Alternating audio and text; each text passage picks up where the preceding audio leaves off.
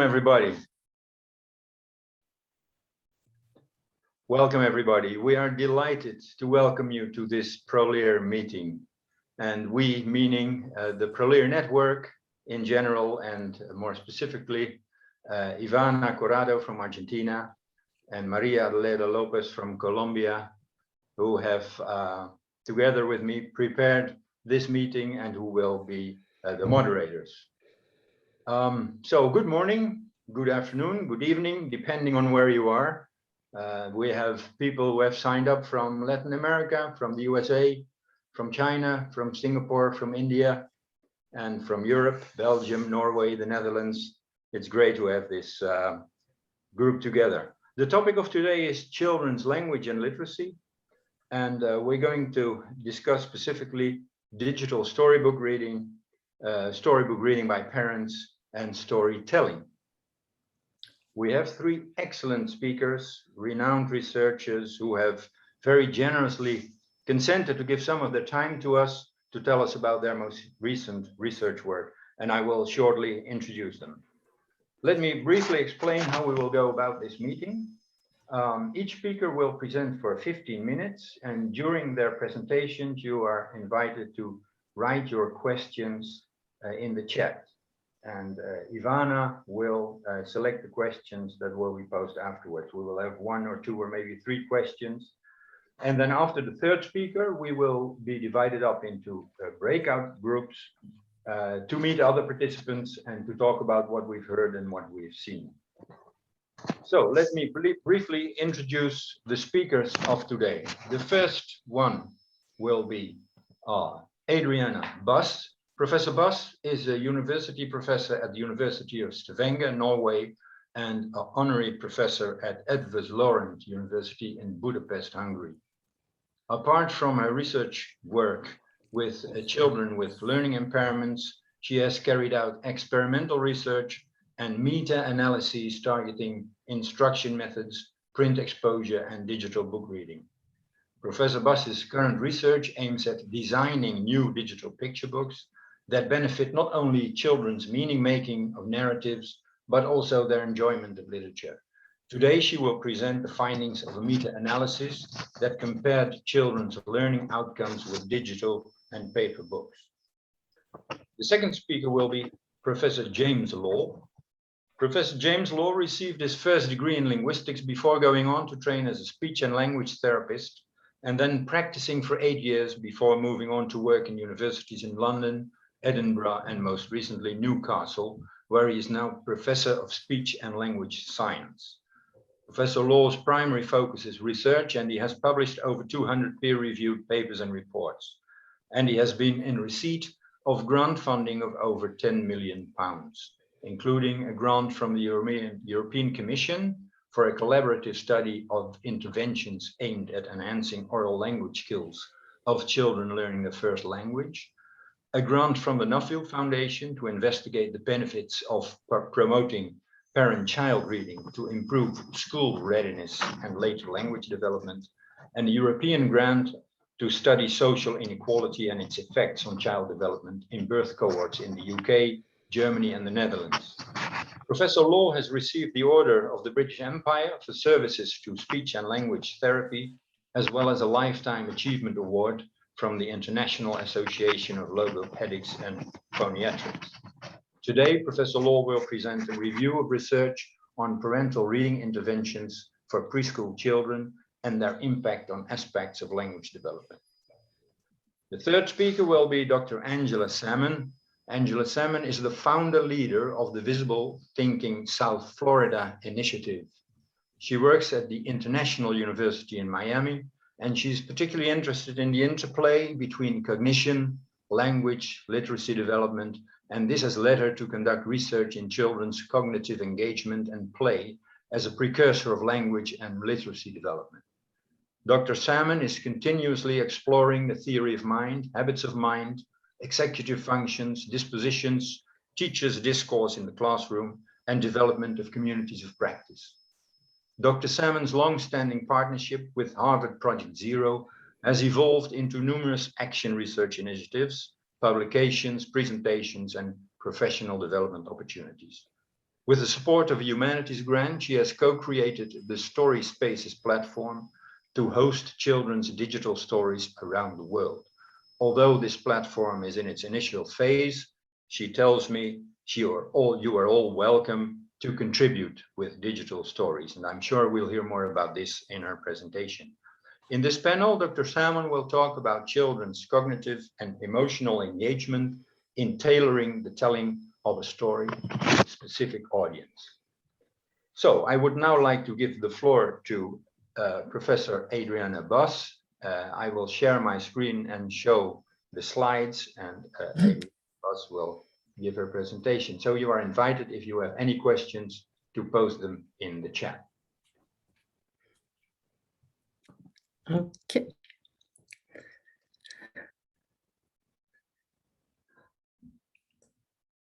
Okay. Well, thank you. Oh, this is the second one. Okay. No. Okay. Yes. Thank you. Thank you for inviting me to contribute to the ProLeer annual seminar and share my research on digital picture books. And my name is Adriana Bus, and I'm connected to Filiorum, the Norwegian Center for Kindergarten Research of the University of Stavanger. May I have the next slide, Kees? Kees, okay, thank you. It remains a big issue whether the digitization of picture books is helpful for children's meaning making of stories. And if it is, what the mechanisms are by which young children, and I'm talking now about 3 to 6 year olds, benefit from digital books. There have been a lot of experiments that compare digital and paper books. However, the findings are, and I will show that in a minute, are very inconsistent. As some studies favor the paper books and other the digital books. So we decided to do a meta-analysis to find out whether enhancements in digital books make a difference. Can I have the next slide? So with my colleagues, Irene Furenes and Natalia Kusakova, I did a systematic review. So we took all studies that compared reading a picture book on paper with the same book in a digital format. And the format of the digital book differed across the studies. So that enables us to test the effect that the kind of editions have on the results. So in some studies, there were only very few differences between the digital and the paper book. They look practically the same. The only difference may be that there is an oral narration added to the digital book, but the layout of the books is for the rest the same. In other studies, there are more differences, and digital books may include extra features, enhancements that may help to understand the story. And for instance, and that is an addition I've been looking to in a series of studies, and there can be a virtual camera added to the digital books, and that can guide the visual attention of the user through the illustration, and this may help to match what is visible in the picture with the narrative. And of course, there are other additions that may help children to understand a story. A very common addition is a dictionary. Well, it makes sense because books often include difficult words, unfamiliar to young children. So there are explanations of those difficult words included in the digital books. May I have the next slide? So I consider story comprehension the most crucial outcome of book reading, and we'll focus on that in my presentation. In the meta-analysis I talk about, we also focused on vocabulary learning.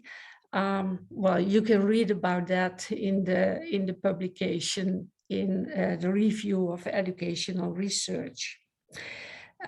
Here you see 26 studies, and all these studies have comprehension as an outcome measure. In all, they include about or a bit more than 1,000 children.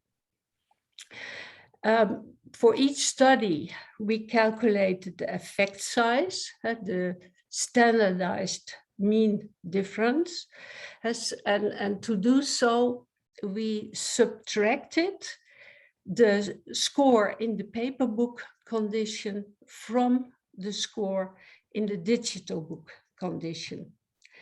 So that means that if the average scores are below 0, this indicates a higher score for the paper book. And this, as you can see in this overview of all the studies, there are quite a few, even more than half of the studies, that are on the left side of the 0 line. So that means that in those studies, the scores on the paper book for the paper book were higher than the scores for the digital book. Other studies have a higher score than 0. They are the square, which indicates the blue square, the dark blue square, that indicates the average score, the average effect size in that study is to the right of the 0 line. If you look below in the figure, you see the light blue diamond, and this diamond represents the average score for all the studies plus the confidence interval. And as you see, the diamond is a bit to the left of the 0 line. So this means that on average, paper scores are a bit higher than the digital scores. However, as you can see, the confidence interval includes 0. The diamond crosses the 0 line, so it includes 0. So this effect is not significantly different from 0. However, overall, you can see that the heterogeneity is very substantial. There are the effect sizes range.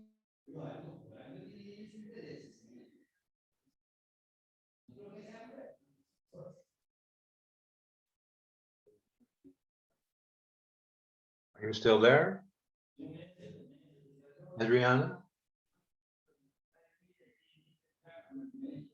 I cannot hear you at this moment. So this connection. She's back. Oh, sorry.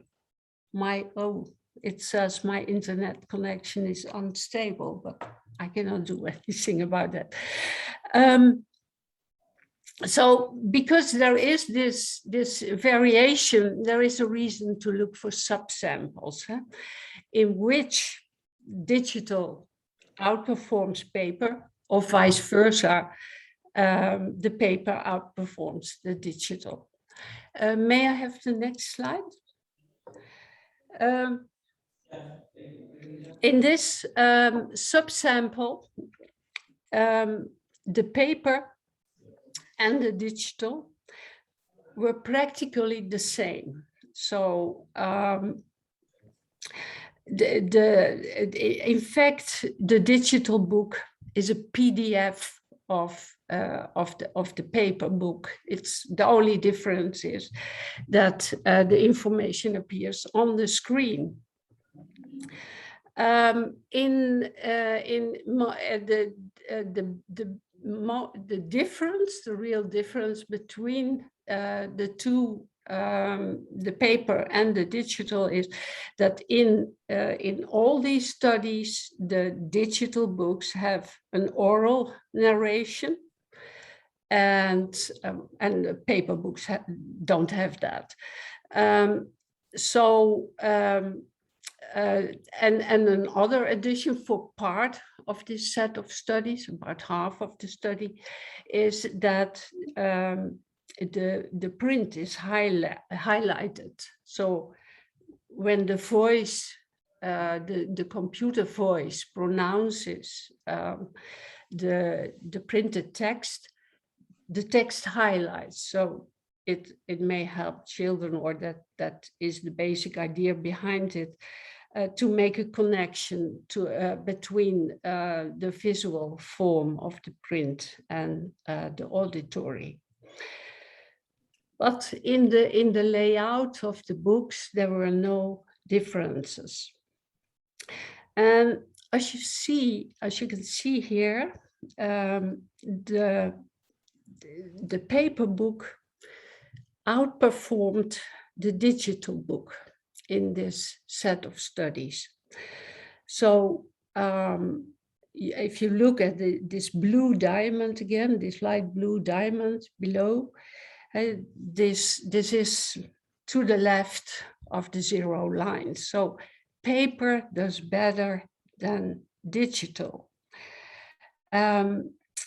And the effect is significant. It's almost a quarter of a standard deviation, so it's quite substantial. Well, this is quite surprising, or was quite surprising to me. Why is there a difference, despite the fact that the books look very similar?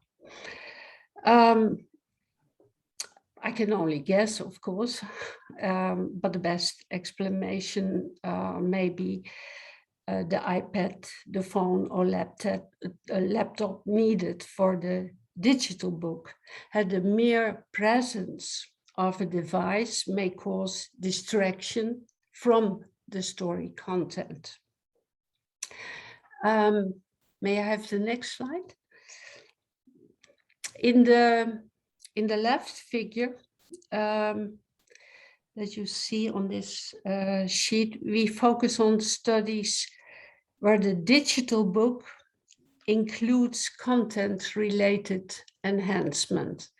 And so in contrast to the previous set of studies where the books were almost the same, here the digital books include content-related enhancement that aim at supporting story comprehension. Well, these enhancements may offer extra explanations of story events or background knowledge. Well, if you look at the blue diamond, you see under this condition, the digital does better than the paper. The difference is about, or is precisely 0.17 standard deviation. If you look at the effect of a dictionary, and that's the picture to the right, that were studies that compared paper books with digital books that included a dictionary, so explanations of difficult words.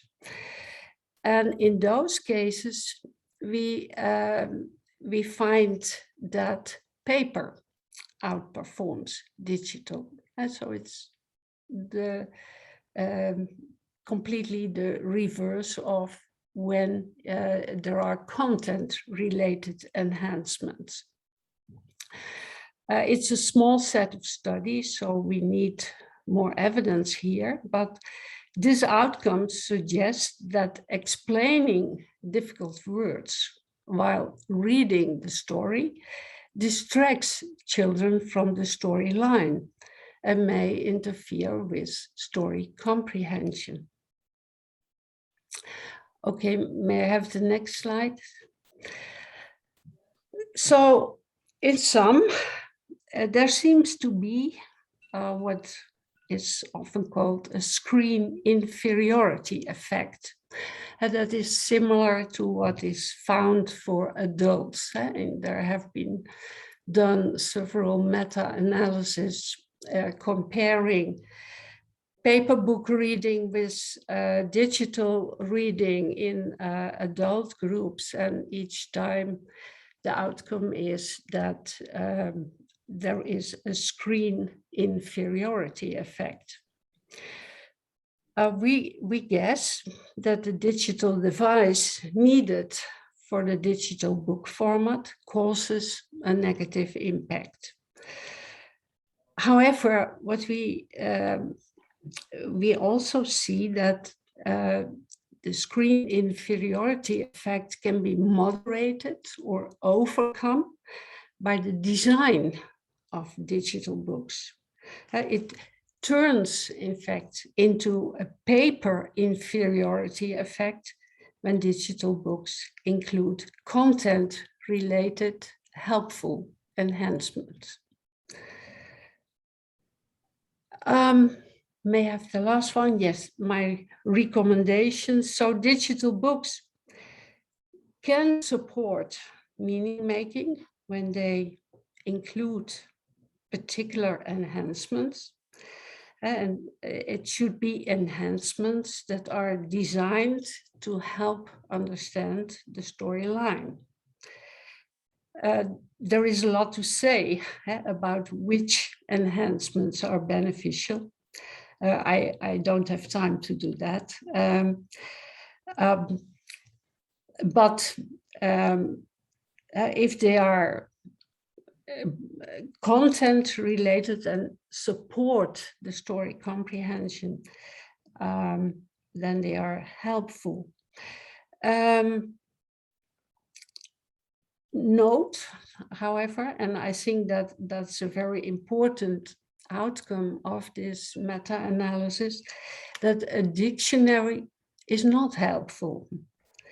Explaining words distracts children from the storyline. Okay, that was my story. Thank you very much, Adriana. That was very, very interesting. And I advise everyone to read the article on which this presentation is based, and to which you can find the code at the start of Adriana's presentation.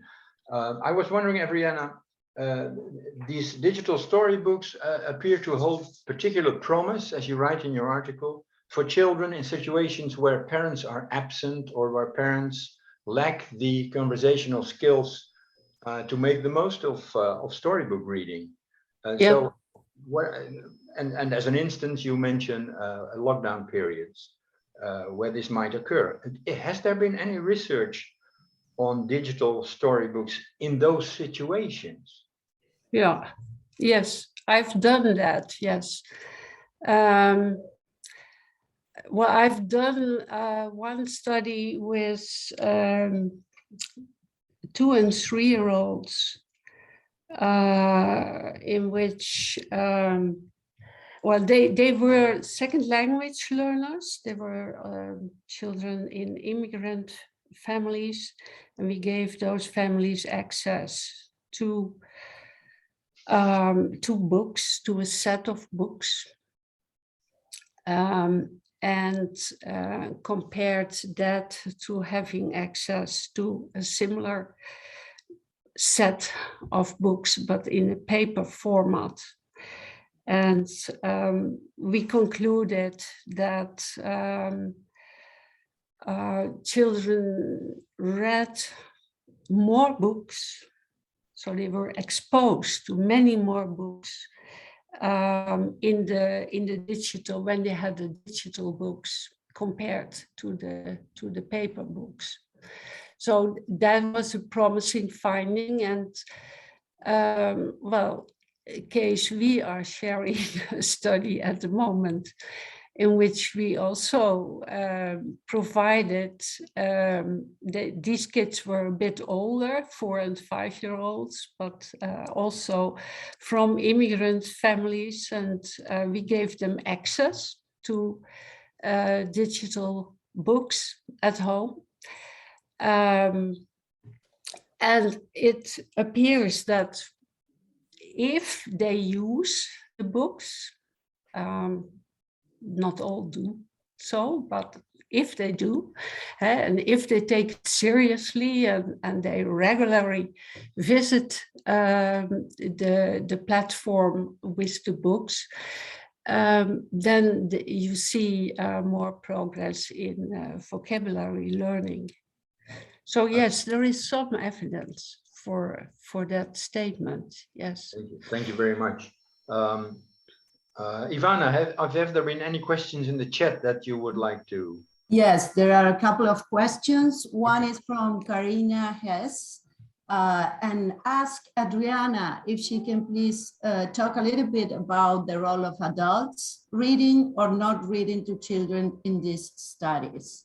Yeah. And there is then another question from Anna, if you, Adriana, can please provide some examples of content enhancement devices in digital books. Yes. Yeah, the first question, the role of the adult is very interesting and very important. In the article, we go into that issue. So we compared. Well, we made a comparison in which we took a set of studies in which the adult had guided the child during the paper book reading, with studies with just a digital book with enhancement. And we had hoped to find that the enhancement in the digital book would outweigh the parent, and that it would have a similar, there wouldn't be a difference, but there was. And it favored the paper book. I only have some doubts about the comparison. I mean, the problem is with the meta-analysis that you have to do it with the material that there is. And in this case, the comparison is a bit problematic because the enhancements in the digital book were not very optimal, and particularly in this set that we could compare with paper books supported by paper book reading supported by an adult, but the enhancements were not very optimal.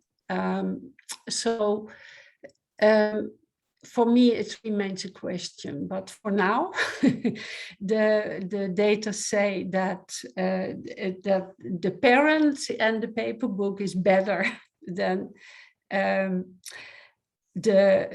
enhanced digital books. But what I say then, our enhancement in these digital books were not so great.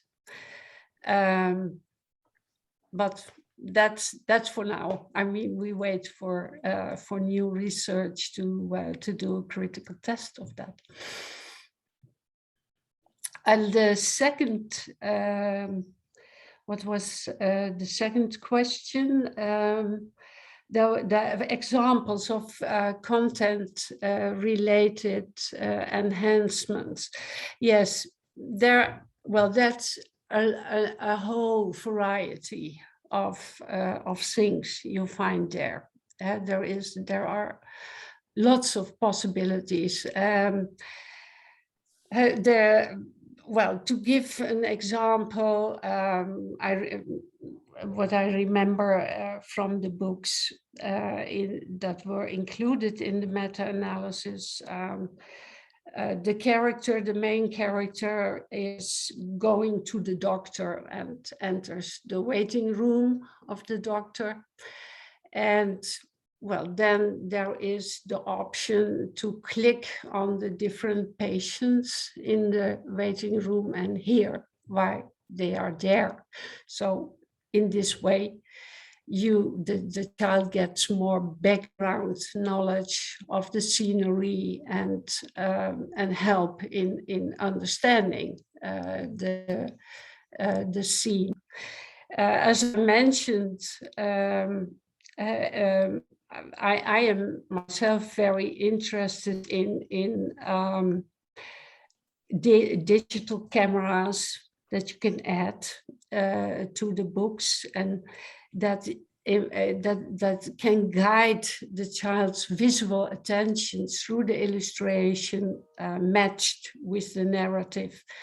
That and we could prove that is helpful for understanding a story. Thank you so much, Irina. Yeah. Thank you. I hope this clarifies enough for the people who ask these questions. And I would then like to move on to the next speaker, James Law. James, the floor is yours.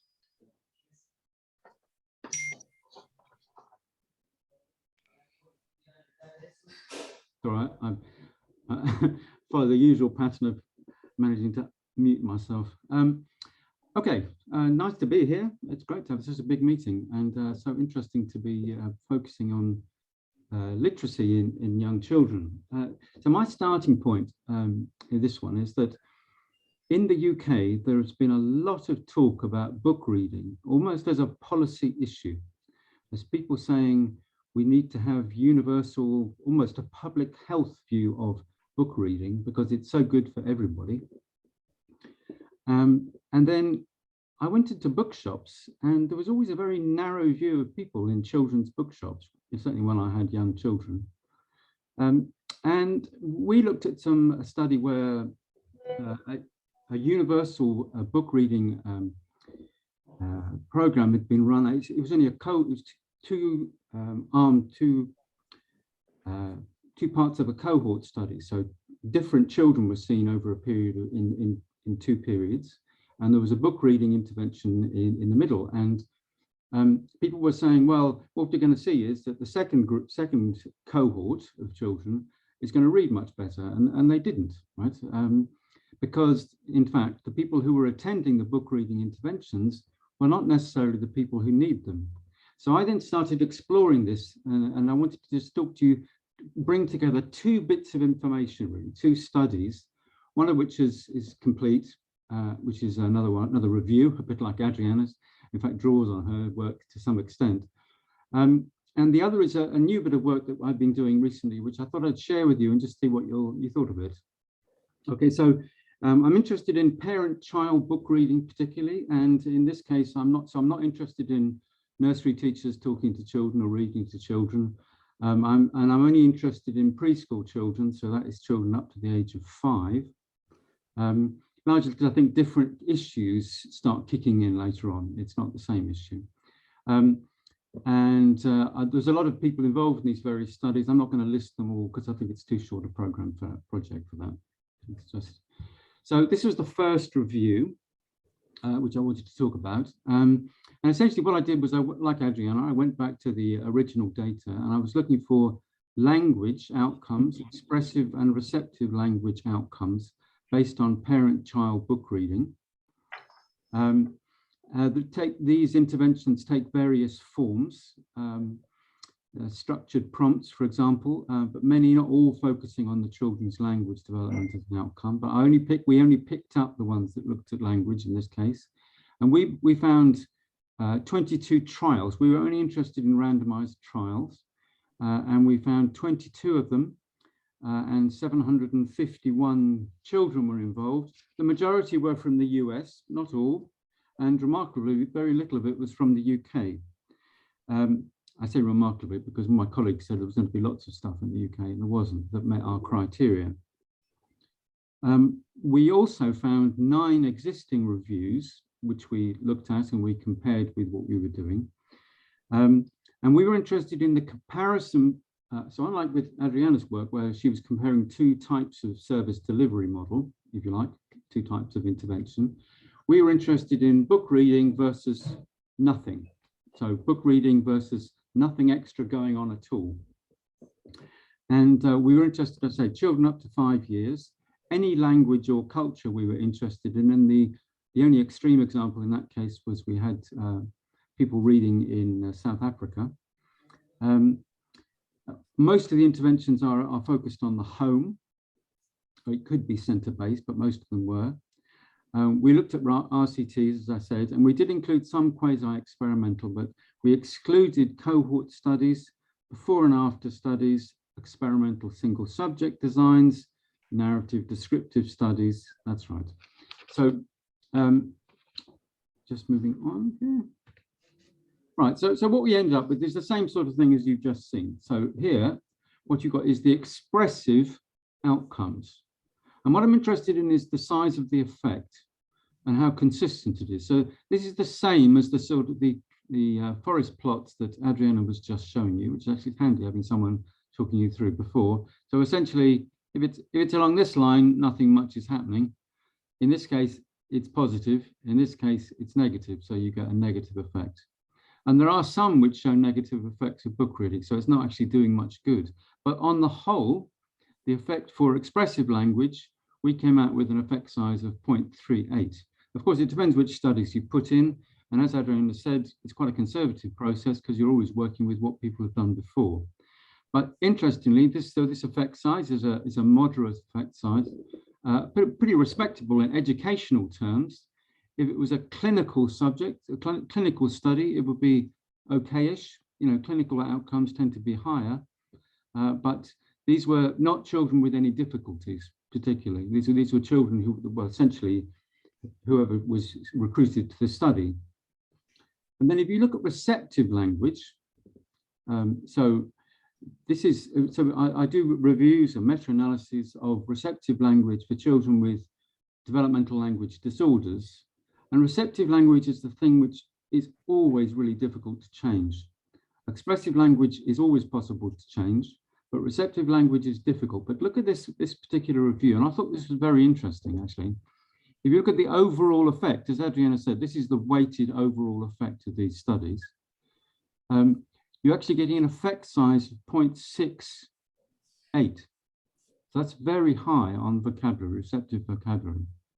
Now, of course, there's a limitation that you've got a small number of studies, but this is interesting that there are actually no negative studies, or the ones that cross over, but there's no negative studies here, which I thought was interesting from my point of view, because it seems like it may be that book reading is good for expressive language, but maybe with these young children, it's particularly good for the listening activity, making children focus. And maybe that's what's triggering the receptive language. Now, then I went on to say, well, we did a sensitivity analysis where we put the trials we had together and we took out the ones where we knew that the children in the studies were from more socially disadvantaged backgrounds. Because there's a question, isn't there, about, well, for example, I mean, there are studies, and we've got some here, which you can see on the bottom left-hand side, but the number of studies is not that great. And people don't often ask that question. So when they carry out some of these studies, they actually don't specify it at all. So they're not taking into consideration the language or the literacy background of the parents, or their experience of reading to their children. When I worked as a speech therapist, we commonly got parents who looked at us completely blankly when we said, why don't we read with children under the age of 2? And they said, well, they can't read. Why would you do that? So it's actually, we may think it's strange, but actually it's really common, that view. And I think we just have to be extremely cautious about making assumptions. Anyway, so the forest plot at the bottom sort of tells the same story as the other ones, but when you take out the middle class or the non-disadvantaged groups, you get a similar sort of effect. And that to me was very, very heartening, because I thought, well, actually, maybe it's this group that we should be focusing on, because these are the ones who need it over time. So I'm seeing book reading as an intervention, as it were, not just book reading for storytelling or narrative, as we're going to be hearing about in a moment. And I'm not talking about, the love of book reading, because that's a different issue. And you can look at that, but I'm looking at the, if you like, the more positivistic sort of outcome type research. So what we then did, so we thought, well, if this is true in these tiny studies, and they're tiny, these are very small studies, and most of them, most of them are unpowered, right? So nobody's done power calculations when they carry out these studies, and it's partly the people who do these studies are not especially well trained in randomized control methodology. So there are small, to what I would like to know from a public health point of view, from a universalistic point of view, is can you get an effect of book reading in a population? That's pretty ambitious, you see, to try and do that, because you'd have to do a population level intervention to do it. And you'd have to randomize and all that stuff. So that's really very difficult to do at scale. So what we did was something which is slightly different. And it's something which I'm going to introduce it to you, because to see whether you might have come across it yourselves already, because it is used in some areas, but not very much. And it's, as far as I know, it's never been used in this area before. So what I did is that I went to one of our, what they call birth cohorts. Now, some countries have these, lots of countries don't have these. More countries are now getting involved with these. So you see them in Scandinavia now. There's a number in Germany. There's only one in the States, for example, that I know of. So lots of countries, as I don't have it. They've got one in France, just started up. In the UK, they've been running them for the last 50 years. So we're sort of ahead on the scale study.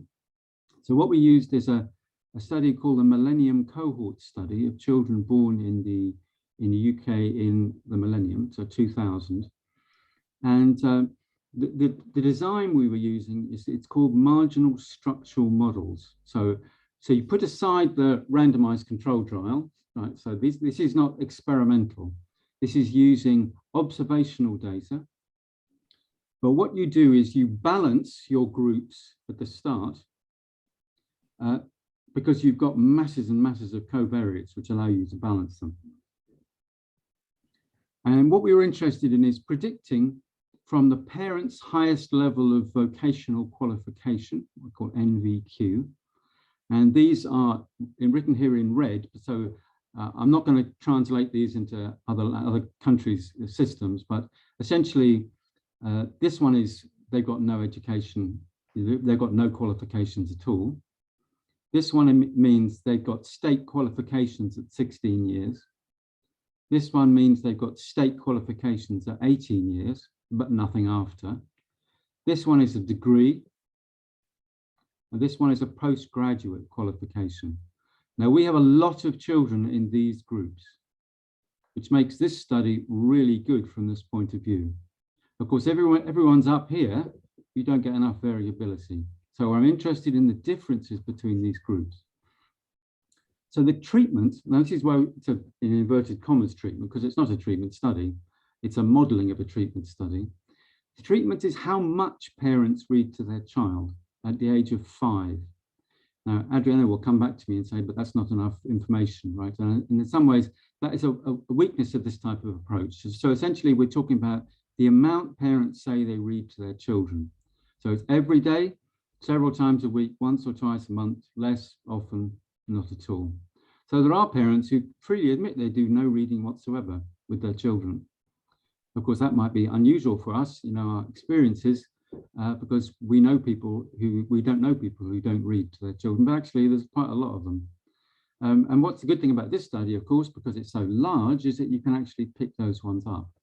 And so what we're interested in is whether, if you moved somebody from not at all to several times a week, or not at all to every day, would you get an effect, not just then, right? So those trials I was just showing you have outcomes which are immediately post the intervention.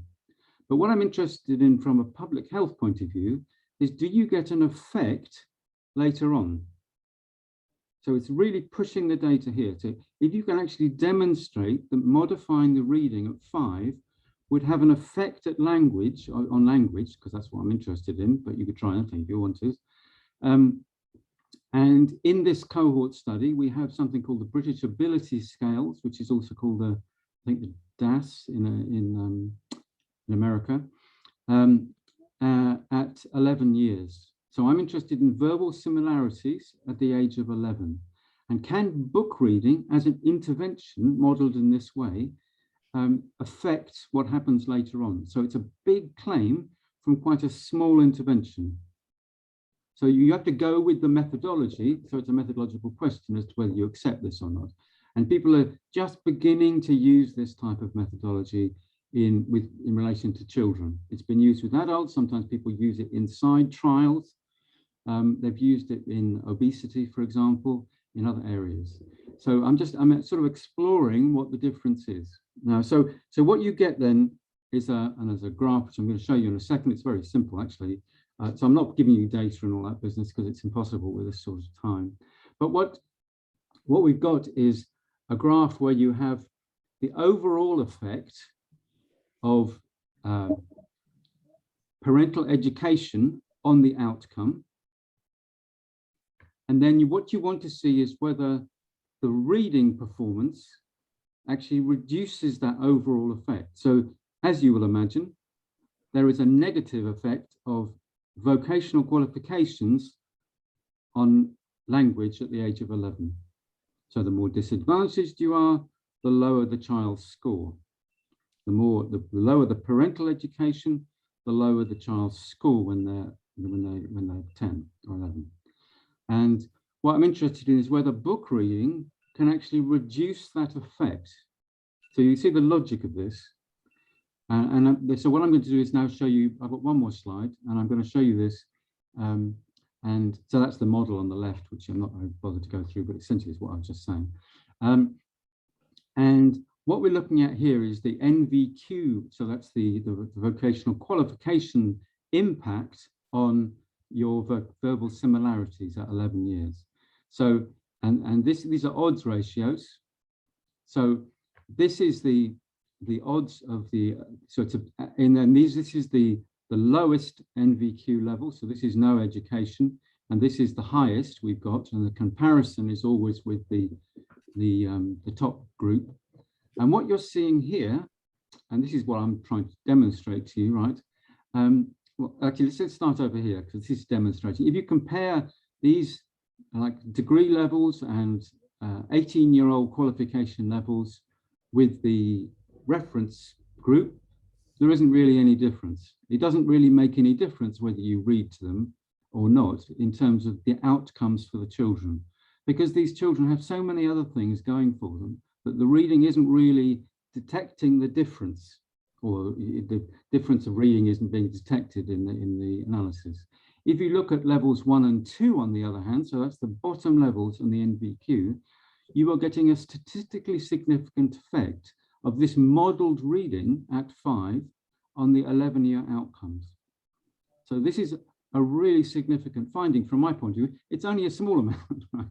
But we're asking a great deal of these sorts of models to actually demonstrate that parental education, which does affect what happens at 11, is actually being mediated by the reading at 5. So I think it's a good story. It's quite a small story, but I'm taking anything I can get. You can see there's a discernible difference. And of course, it raises questions about the best measure of book reading and that sort of thing. And so in conclusion then, so just finishing for that, the immediate effects of book reading on language are fairly clear and pretty consistent, seem to be as effective as for more or less advantaged groups, but in these tiny studies. But the longer term effects appear only to be for children with parents with lower levels of education. And I think that's a significant take-home message as far as policymakers and those sorts of people who have an interest in these matters are concerned. So I'm going to stop there and thank you very much for listening. Thank you very much, James. That's a very exciting piece of research with very exciting results. Thank you so much. So apparently some groups benefit more than others, and luckily these are the groups that need these benefits most. So the question is obviously, how do we get people to do it at all? That's another question. I appreciate that. That's another question. Yes, right. I'm wondering, Ivana, have there been any questions in the chat that are pressing? Not that I can see, but I think that if we have the possibility, we could ask more questions. I don't think so. Anyone who want to raise their hand and ask a question online?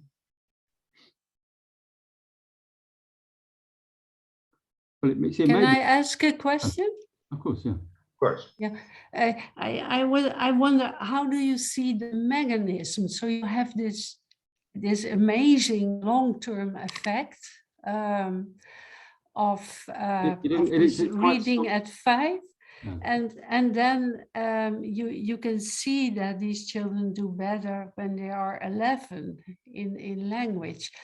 But how does that work? I mean, is it the advantage that they learn more language when they are 5 and they have such, they are so ahead that they the other children don't catch up anymore? Or has it to do with the interactions in the families that change because of the reading at 5? Well, I wonder, how do you see the mechanism? Well, so I mean, you have to be careful with these observational data in terms of mechanisms, but because they are just observational data. But I think probably what you've got is multiple mechanisms operating at the same time. So you've got, if you like, the proximal one with the parent, and reading is partly about engaging with the parent, isn't it? It's not just about reading. I mean, it is about reading, but it's not just about reading.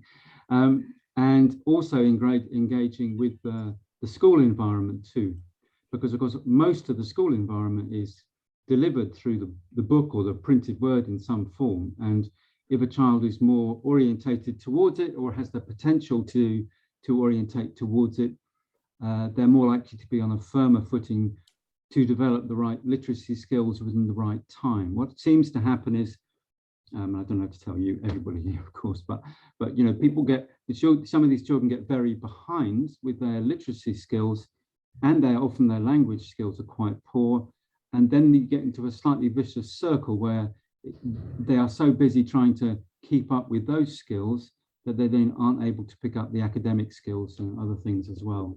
So I suspect it operates as a trigger mechanism for other things that go on in the child's life, rather than it just teaches them reading. I don't think it's as simple as that. Okay, thank you. Thank you, James. There was another question from Renata Villers. She's wondering if you can say anything about the frequency of reading at 5 years old and the follow-up in later years. Well, so the frequency is that we have the data that we have in the Millennium Cohort Study. And if somebody said, could you devise a better frequency question, I would, because it's not a very good frequency question. So really, it's about somewhere between nothing, right, and then reading every day, and then various different permutations of that. And so you know, you would want to know more, and you would want to know more about the quality of the things they were reading. Of course you would. You know, but right at the start I was saying I don't want to overclaim for the measures. We would like to be able, and it may be that there are studies like the ELF study in France, for example, which we could use, which actually has better data on that. So it is possible with these data, with these big data sets, for anybody to look at them. You know, mostly they're open access, and it's one of the great things about them. But of course, you're a bit stuck with the questions because they set the questions 5 years ago or 10 years ago, so you can't really change them. You know, they're not under your control. Sorry, I've forgotten the second half of that question. The follow-up in later years, the follow-up on. Well, so it's very unusual to have follow-ups from these studies. Most of these psychological studies or speech therapy studies or whoever's doing them, you know, they don't have the resources to follow people up. It's very difficult to do that. And it's very difficult then to disentangle what's going on with all the other things that are going on in the children's lives. The good thing about this sort of approach is that you are actually controlling for all those, well, not all of them, but you're controlling for a great many things in that process. There are always things that you could control for that you haven't got. And that's really the whole point about RCTs, is that you're controlling for everything. Well, that's the argument. Thanks so much. Thank you. Kees, now we have more questions, but I think we don't have enough time. What do you think? I think Armida was waiting for some time to ask a question, but I don't see her on my screen. Armida, are you there? I can see her. She's next to me. Okay, Armida. And maybe James can provide a brief answer.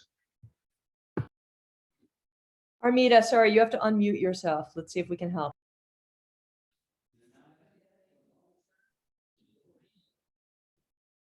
No, you're still mute. Lorena, can you unmute Armida? Okay, hold on a second. Let me. I think it's your headphones, Armida. Maybe if you unplug them and just use your computer microphone. Oh, can you hear me now? Okay, it was the headphones. Sorry about this. I think it was the same question that Adriana was asking before, but we're working with teachers and parents precisely on book reading, on strategies, and teaching teachers, training them what are the best strategies to use a read aloud every day.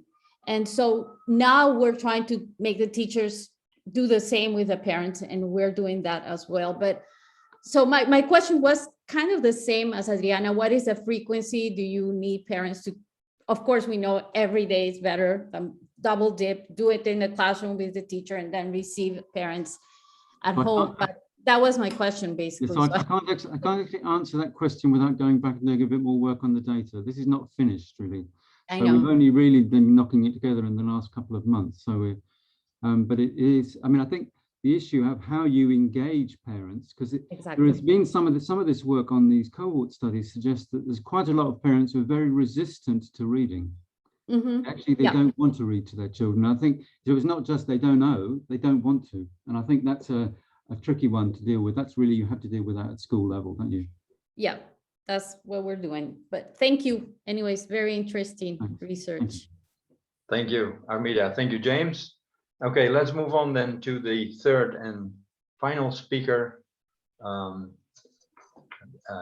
Angela, you have the floor.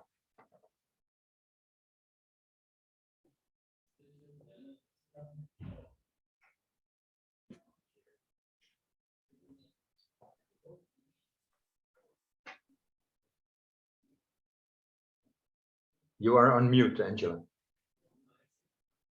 Well, yeah, thank you. I'm happy to be here, and I'm posting on the chat a recent publication that I have with my colleague. Let me see. So just as you could use as a reference. Okay. So let me start sharing some of my childhood memories. They are filled with warming storytelling experiences. Every summer in our beach house, my siblings and cousins get together to listen to the series, the stories that my uncle used to tell us. It was The Adventures of Juan de Oso. Every summer was a different season, and every season has so many episodes. And every night after we finished the story, there were more questions, and we were eager to hear the story the next day. This oral tradition is rooted in our family, and in my case, it became my passion. A couple of decades ago, I was a kindergarten teacher, and I brought this bedtime story time to my class, and I opened spaces for engaging my students in Outdoor Illustrators Club. I tried to find ways to engage them, and my students. And I did that because my students were eager to get to the classroom and skip recess. And the whole school was saying, what's happening in your class that the students didn't want to stay in recess? It was because in class we were discussing about children's books, and then the children were creating their own books. So what motivated them to tell these stories? As I study, and actually that ended up being my doctoral dissertation. And what I found out is that when you cognitively and emotionally engage children in authentic experiences, they are eager to tell their stories. So I keep in mind what Catherine Snow talks about, learning to talk by talking. So when you provide children with opportunities to talk and listen, and just by listening to James, I was thinking about dialogic reading and telling stories, having the children participate when you are telling stories, and using different strategies to engage children when you are reading those stories, and connecting those stories to meaningful experiences, and bringing topics that are relevant to children's interests, and using multiple literacies as part of their communication. So Catherine Snow highlights a lot about this, about asking good questions. So for many, many years, I have dedicated my time to work on the quality of questions that we ask the children, that how those questions engage them to find both problems and solve problems. And that happens when you are working or when you are reading a book. Another quote from Courtney Kasdan that it's always popping in my mind is that children learn to talk not because they want to talk about the language. That means the skills, the phonics and vocabulary, etc. Children learn to talk because they want to talk about the world. And that makes us create opportunities for them to talk about the world. So we have heard about Rudine Bishop's idea that stories are mirrors where children see themselves. They are also windows where they see the world, and they compare to the world, and sliding glass doors when they enter in other worlds. If we take a look at neuroscience, we can see that when we're telling a story, the listeners experience similar brain activity as the speaker. That has been done in research when they do MRIs and when they see that the same parts of the brain start lighting up. Neural coupling, when those stories activate parts of the brain that allows the listener to turn the story to their own. Also, when you are reading a story, the brain releases dopamine, and dopamine is the hormone that helps people remember things and become more excited about things. So another important concept that we need to keep in mind when we are talking about the receptive use of language is to understand the functions of language.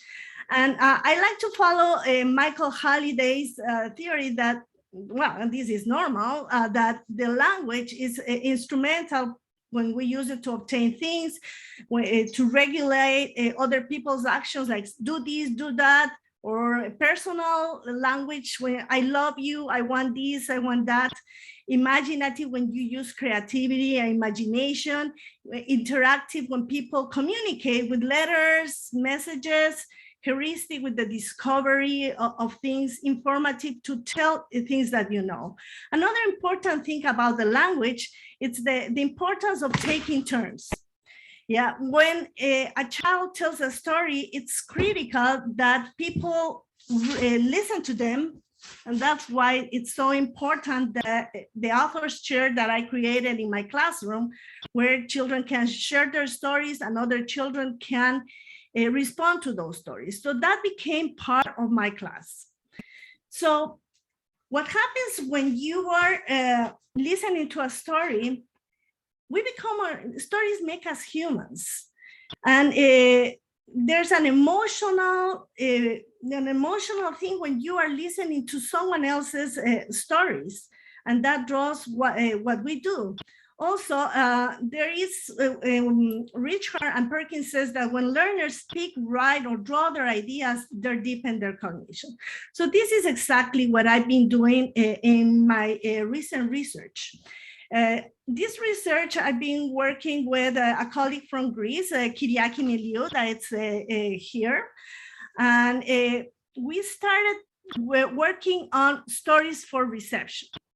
But those stories for reception changed the term to digital collective stories for influence, because we were trying, because the children began to collaborate each time that they were engaging this. So how does that happen?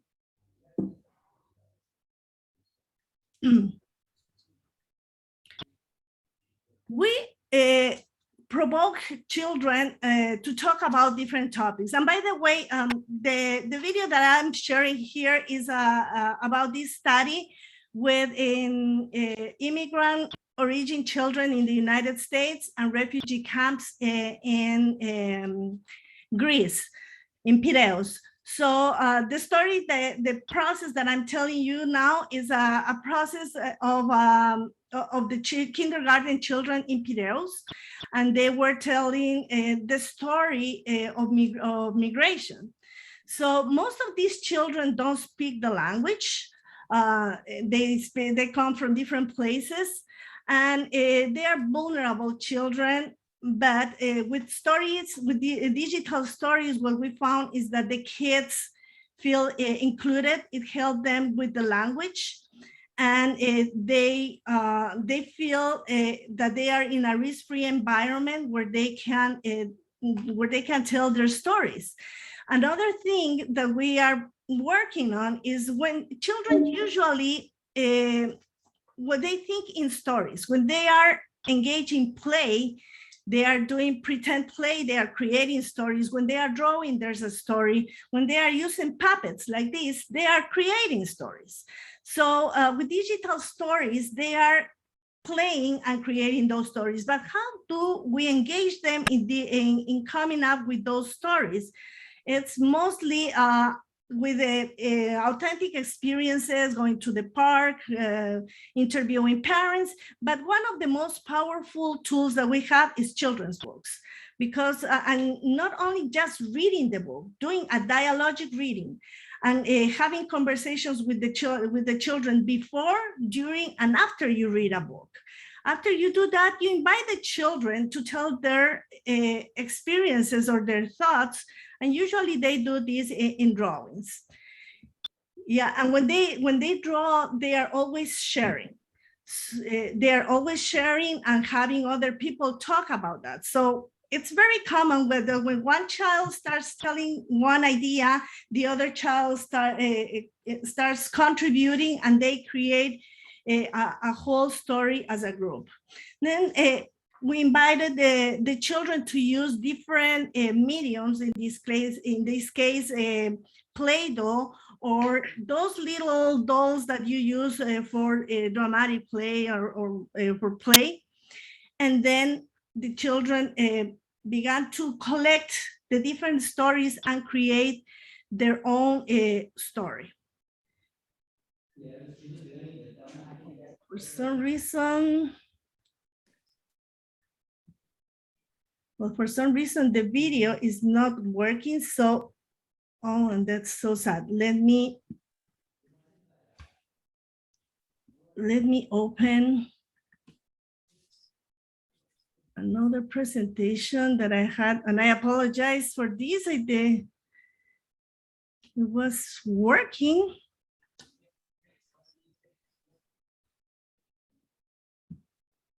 Okay, Maybe you should try just once again, Angela, because I tried it and it worked. it worked? Yes, it did. Let- So maybe you should just try once again. Okay, let me see.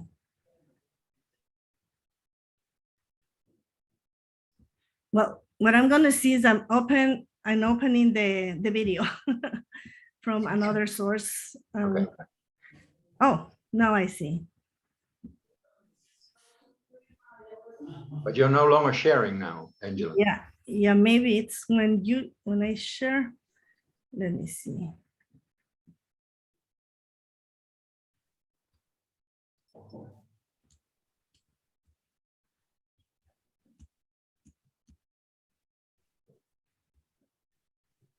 Okay, I'm gonna share the screen. Yeah, let me share this screen. Oh, what a shame. I apologize.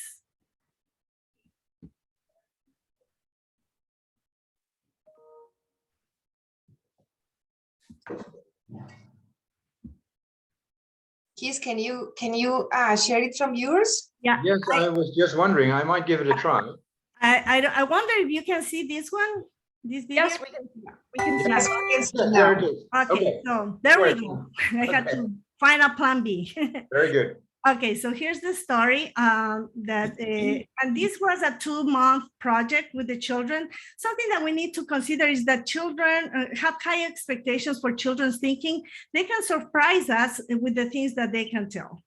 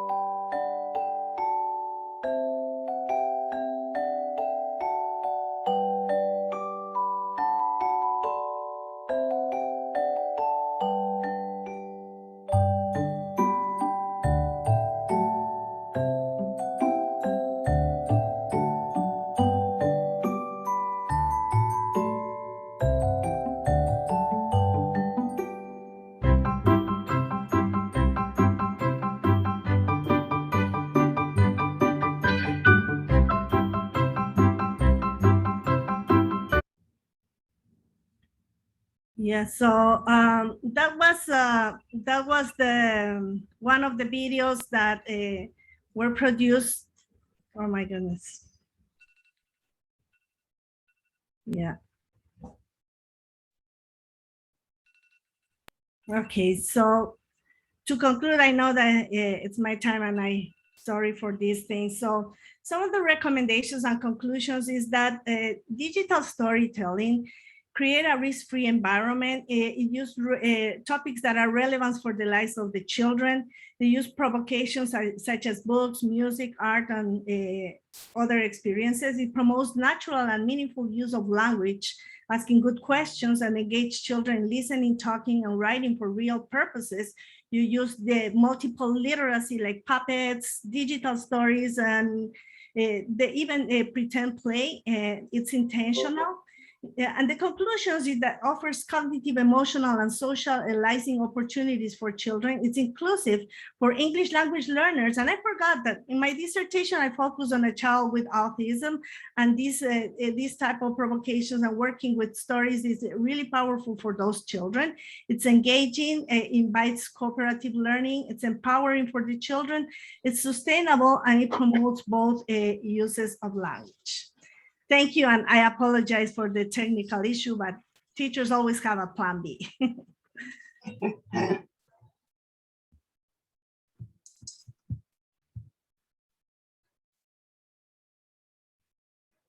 Thank you so much, Angela.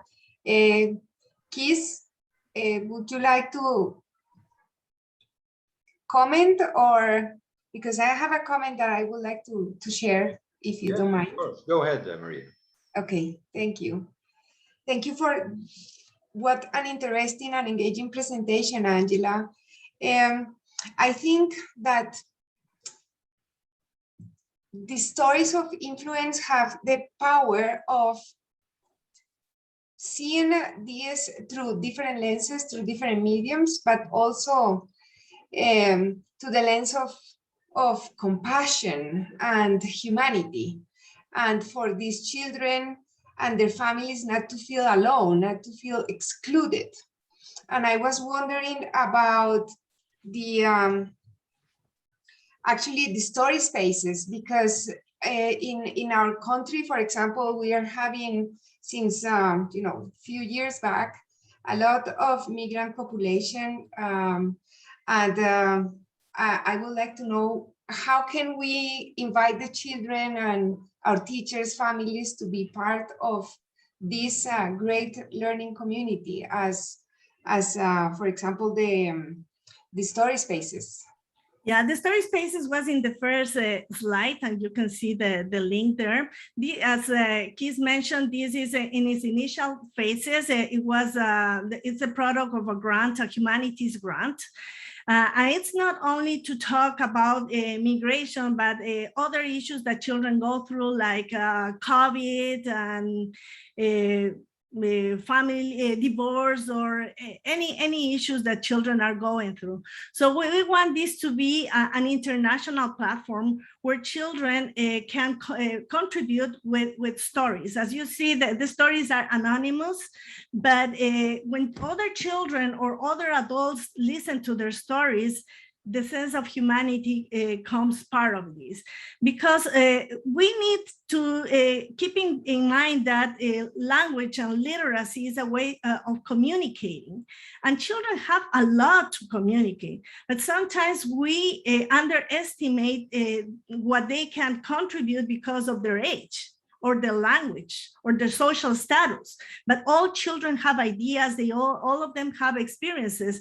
So the idea, as you said, is to bring experiences like digital storytelling, so they can contribute to society, because children are citizens. And this is a way that that literacy becomes something meaningful. And all those kids are so engaging. In the video that I just shared with you, there were kids from different countries, and the story came from them. The music, the video, doing the digitalizing the video, everything was done from the children. The teachers they were facilitators, and they were just providing, like, okay, these kids are interested in this type of story. Let's find this book. Let's find this piece of art so we can analyze. And in the process, they were using different strategies and what we call in Project Zero thinking routines that engage children in deep conversations, because children naturally, they come up with stories, and we can tell a lot of stories like the caterpillar here, or the bird, or the dog, and those are cute stories, and I have a collection of those short stories that are cute. But further, that more than being cute, the kids have a lot in their bags. And this is a way of releasing. And when they bring their vulnerability, and as Brené Brown says, when you are vulnerable to others, you are vulnerable only when you are in a risk-free environment. And when you are vulnerable, you feel that you are not alone, but other people can understand and accept your story. Yes, thank you so much, Angela. Anybody would like to comment or ask clarifying or another kind of question? Yes, Paola, hi. Hey, everybody. So nice to see you all. Hola. Angela, I find the work to be so inspiring and so impressive. And I was wondering, many teachers and many adults, many of us are worried to release some stories that are traumatic, that are painful. And I think this work is very interesting. And I'm wondering, how do you persuade teachers? How do you prepare teachers to engage with language and literacy in this meaningful way when the content could release emotional reactions for which they don't feel prepared? So I would love for you to speak about that. Yeah. It's interesting because I had this conversation with Kiriaki and Veronica Bois-Mancilla, with whom we are working on this project, and we find out that for kids, even if they have gone through the terrible journeys, what matters, something that hits more than is that they lost their toy, more than the whole situation. And you see that things that are happening, that the kids see the things that are happening very close. This is a really good question when we are talking about emotions. As I told you, when children share with other children, they do that very naturally. Last year, for example, we just shared a book about people that had to move and they had to bring their immediate things. And a child that just joined the class, he began to tell, I'm sad because I was separated from my dad and I miss him. And the story was not even connected to that.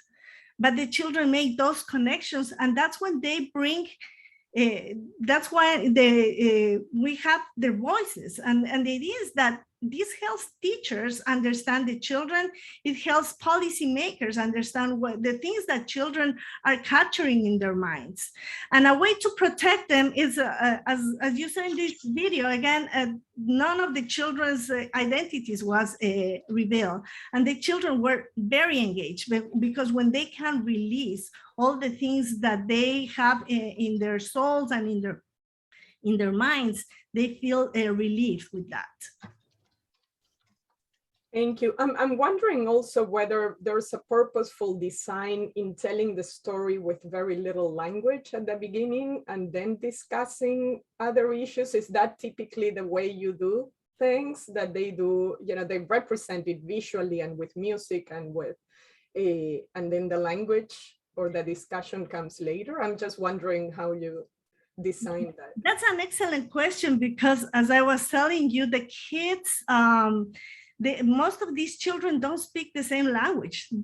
They speak different languages, but through play and through their drawings is how they were creating their stories. And that's why this is so inclusive, because the children, anyone can communicate using a puppet, making signs, and those are principles of English language learners. Yeah, and those are the circumstances that the children that come to another country without speaking the language, they start using their body. And if their stories or their drawing has a meaning, they feel emotionally motivated to express themselves. Thank you very much, Angela. That was a very useful addition. Thank you so much. We seem to be getting to a close of this meeting almost, and I don't think there's any time left for the breakout groups, but I think the time that we used so far was very well spent.